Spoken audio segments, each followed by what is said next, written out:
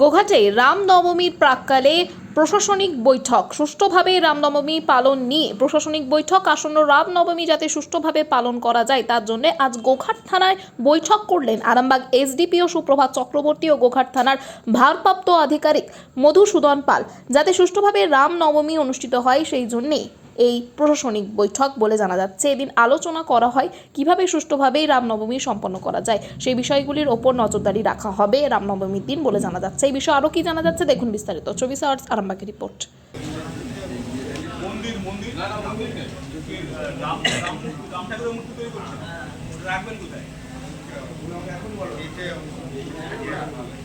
আচ্ছা, একটা জিনিস খেয়াল রাখবেন সবাই, যেদিন থেকে শ্রীরামের মূর্তি চলে আসবে সেদিন থেকে কিন্তু আপনাদের ভলেন্টিয়ার জন্য রাত্রেবেলা থাকে।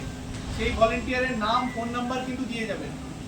আমরা কিন্তু চেকিংয়ে বেরোবো রাত 2, 3, 4টের সময়। যদি কাউকে না পাই আমরা কিন্তু যিনি আয়োজক আছে তাকে কিন্তু রাত্রেবেলায় আমরা কিন্তু ফোন করে ডাকবো, এবং এমন কাউকে দেবেন রাত্রেবেলায় যে কিনা দায়িত্ববান পূর্ণ, ঠিক আছে?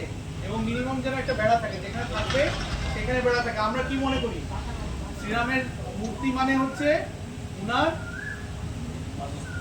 বাসস্থান এবং উনি ওইখানে আছে, নদী স্নান করছেন, তাহলে সেটাকে অরক্ষিত অবস্থায় রাখাটা কি ঠিক? এটা খেয়াল রাখবেন।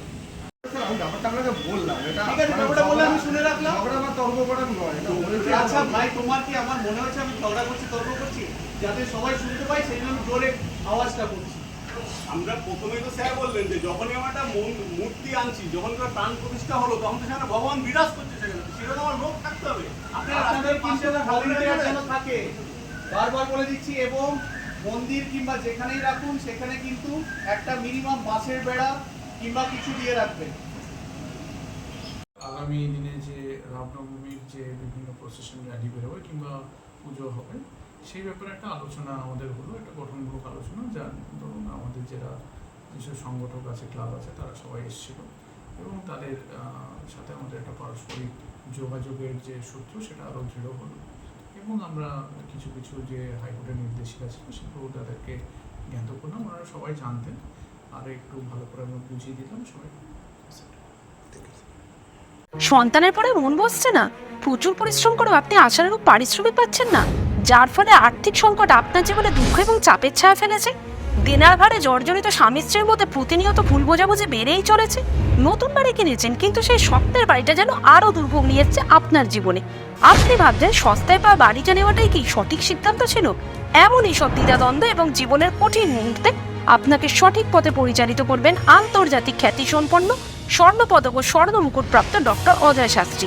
তিনি শুধু আপনাকে পথই দেখাবেন না, আপনার জীবনে সত্যিকারের সুখ, শান্তি, ঐশ্বর্য, অর্থ যেন সঠিক সময় আপনার কাছে পৌঁছে দেয় সেই দায়িত্বও নেবেন। তাঁর অভিজ্ঞতা এবং জ্ঞানের আলোতে আপনার জীবন হয়ে উঠতে পারে নিরুদ্বেগ ও সমৃদ্ধির পথে ধাবমান। তাই আর দেরি নয়, স্ক্রিনে দেওয়া নাম্বারে এখনই ফোন করে ডক্টর অজয় শাস্ত্রীর সাথে যোগাযোগ করুন। কে জানেন, হয়তো একটিমাত্র ফোনই আপনার জীবনকে বদলে দিতে পারে।